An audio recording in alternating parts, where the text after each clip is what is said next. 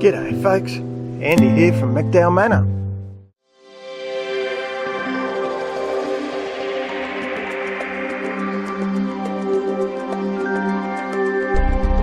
Just doing a road test on a couple of fruit fly traps.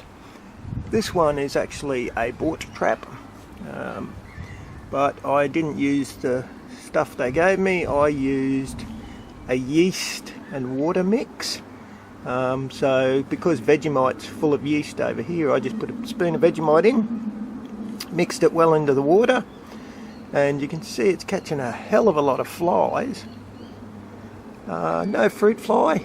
Now that could be because there are none at the moment. It's only just coming into fruit fly season. But I'll show you what the comparison was.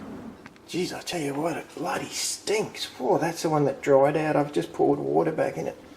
Poor bloody hell. I've also got two homemade ones that use apple cider vinegar with a little bit of soap and water.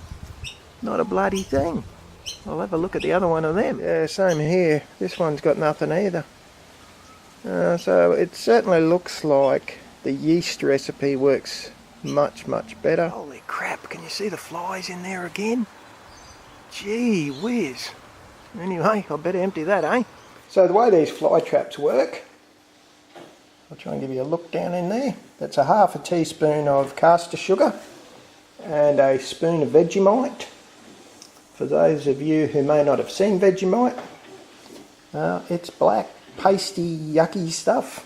Most Aussies, we all love it. And it seems to me the trick is that anyone who's not Australian thinks you use this stuff like jam, and you don't. It's quite a bitter, sour, salty taste. So the idea is you just put the thinnest little smear. Now it's made substantially from yeast. My understanding is it's from the byproducts at the breweries, believe it or not, which makes sense. But anyway, I'll half fill these containers with water, then I'll put those tops back on, and we'll be back in fly catching business again. In fact, they're so successful. Have a look, I'll show you. It's bloody caught a fly already and I haven't finished making it. How good is that? Alrighty, show you the inside of the lid just before we finish. You can see that the entry point, which is there, is down here, which ends up lower. Once you put the lid on, ends up lower. Now flies and winged insects always tend to go to the highest point when they're looking to escape.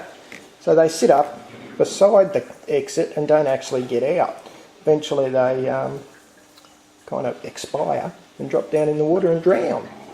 So that's how that works. And for those folks who've seen my alcohol making videos, yes, in fact, that's exactly what we're doing. Sugar, yeast, water, basic ferment.